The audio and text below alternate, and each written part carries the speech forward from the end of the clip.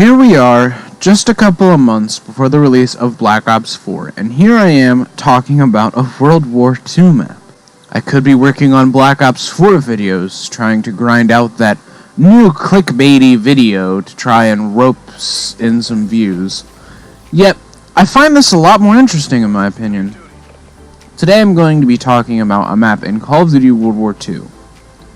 One that, ever since it came out, it felt like it was trying to tell me a story. A map that gave me weird feelings every time I went into a certain part of it. Sure, every Call of Duty map tells a story, but this one seemed off. Ever since it came out in the Resistance maps and got cycled into map rotation, it still felt like it stood out as one that held its own from a narrative perspective. I can't describe why it intrigued me. Maybe it was the writing and blood spatter on the walls? Maybe it was the secretive passage leaking up with the river access area at the bottom of the map? Or maybe it was that spot. That same spot that always gave me a strange feeling whenever I found myself standing in the area. This feeling had made me curious for so long that I had finally decided to do something about it. Here, ladies and gentlemen, is the truth behind the World War II map Anthropoid.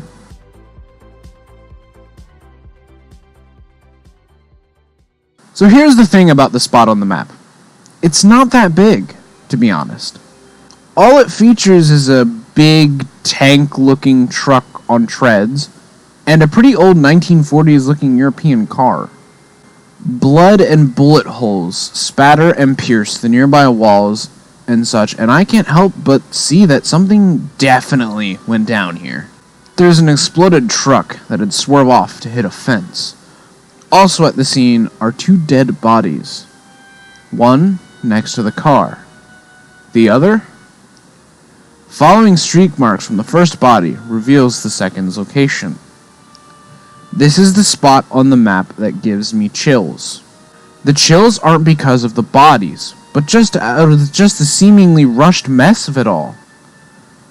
I honestly can't remember the last time that I had seen a body in Call of Duty that wasn't deliberately placed in a multiplayer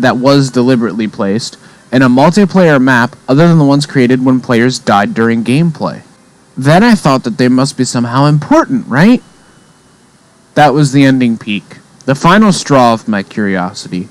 I had to know what was going on here, so I needed to research. Started Googling the word Anthropoid.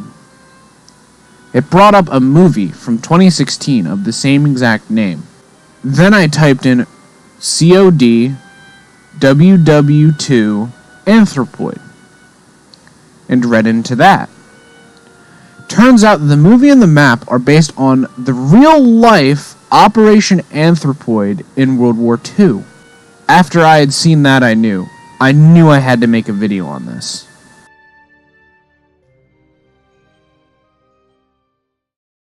The real-life Operation Anthropoid was a Czechoslovakian resistance operation carried out by two men, Josef Gabsik and Jan Kubis.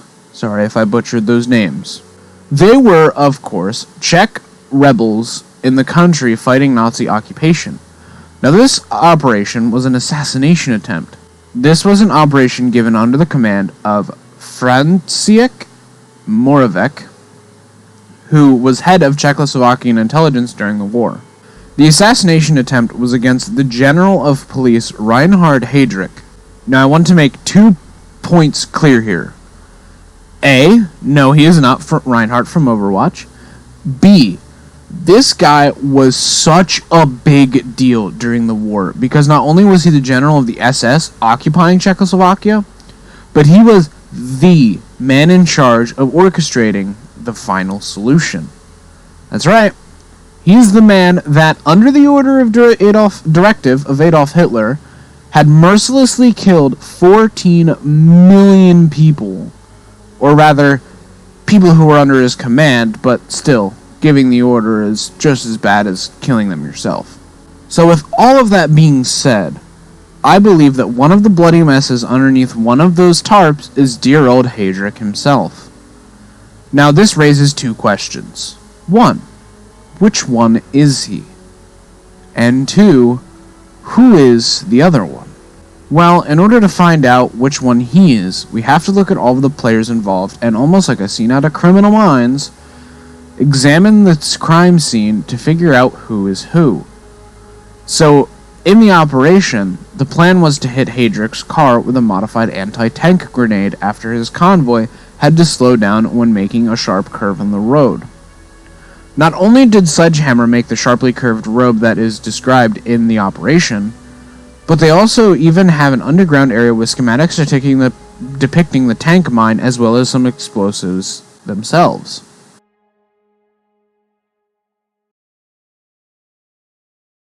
It was a sunny day in Prague. The air was filled with the sounds of an oppressed town ripe with the effects of Nazi occupation.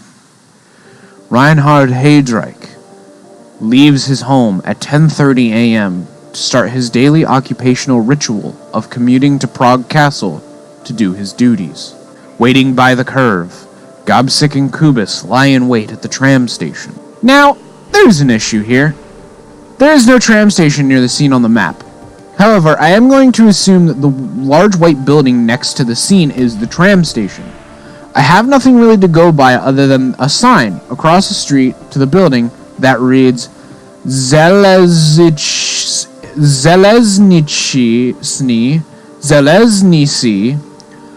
Prejezd Zavren, which through Google Translate in Czech means railway crossing.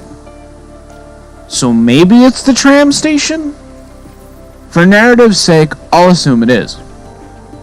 As Heydrich's car turned the curve, Gobsik ran out in front of his car and attempted to discharge the Sten submachine gun in his hands into the car, hopefully killing Heydrich. As Gobsik pulled the trigger, he heard his weapon click.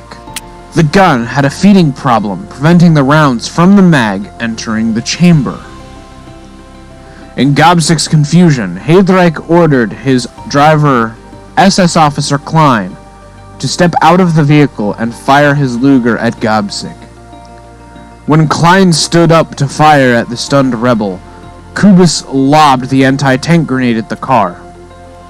The grenade, without fail, blew up the rear of the vehicle, sending shrapnel flying up through the body of the car and into the body of the one and only Heydrich, severely wounding him. In addition to Heydrich, Kubis had also gotten mildly injured by the explosion. After the explosion, a gunfight ensued as Gobsik and Kubis fired at the car with their M1911 sidearms. Neither of the Czech rebels managed to hit Heydrich, who staggered out of the car, initially unaware of his injuries. He staggered out of the car and fired back at the rebels before succumbing to his wounds and falling on the ground. Klein, Heydrich's driver, decided to give chase to Kubis. Once he saw Heydrich fall, he ran back, as Kubis was already on a bicycle on his way off, fleeing the scene. Once at his superior's side, Heydrich commanded Klein to give chase into Gobsik, saying, "Get that bastard!" Gobsik ran from Klein into a butcher shop. Whilst in the shop, Gobsik had ambushed Klein and shot him twice in the leg before escaping into the tram station to board a tram to the nearest safe house.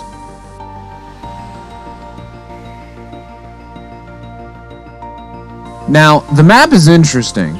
It seems that there is a convoy that Heydrich was riding in. As the convoy rounded the corner, the front truck got hit with the grenade. After the truck gets hit, the car struggles to stop, due to the stone being slick with black ice. Already there are inconsistencies with Sledgehammer's version to the real thing.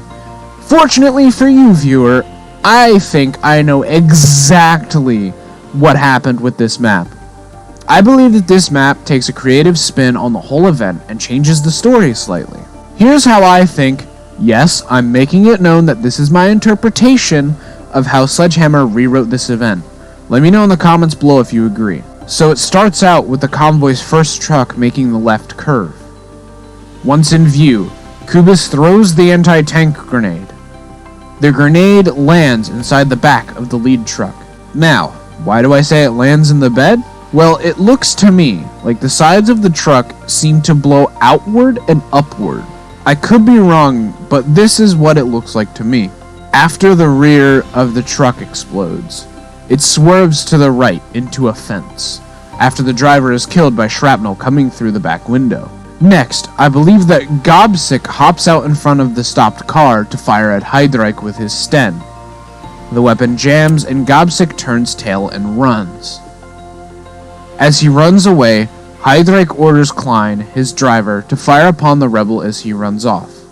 Klein is quick on the draw, and Gobsick does not get very far.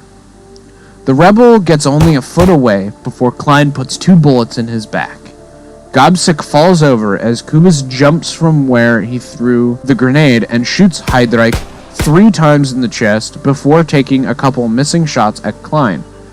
Klein returns missing fire at Kubis and Kubis runs away. Klein starts to follow but gives up when his commander stumbles out of his car. In his dying breaths, Heydrich points at the wounded and crawling Gobsick and says, "Get that bastard." Heydrich's life fades from his eyes as Klein walks up to Gobsick, who had managed to crawl quite a good distance from where he fell, and kicks him over onto his back.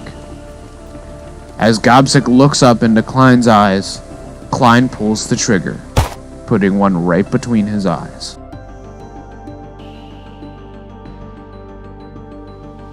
So that is my interpretation of a story that I believe Sledgehammer tried to tell with this map. So we've now determined that the survivors of Sledgehammer's encounter are Klein, the SS officer, and Kubis, the Czech rebel.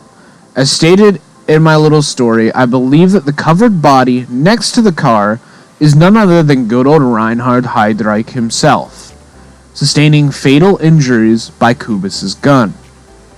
The second covered body is the body of an exhausted Josef Gobsick, who was shot twice in the chest and once in the head, execution style, by SS officer driver Klein. One last thing I tried to determine was the accuracy of the map. As you can probably tell, the only accuracies are the car and the curve on the road, really. Other than that, I didn't find a dedicated tram station. Sure, we assumed, but it, at the end of the day, is an assumption. Also, I looked and translated the local language, but to no avail of finding a nearby butcher shop in the map. I hoped that maybe if there was one, we could maybe see a third covered body through the glass or something, and that would have been our driver, Klein. Because in the original, real-life historical story, Klein had followed the rebel into the butcher shop where he put 2 in his leg.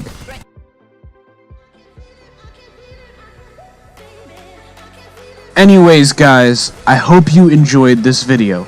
This script took a lot of dang work, so make sure to leave a like and tell me in the comments what you think of my interpretation and whether or not it's right or wrong. This map has intrigued me for a while, and it feels really great to finally put my suspicions to sleep. Thanks so much for watching, and I will see you all in the next activity. Bye-bye.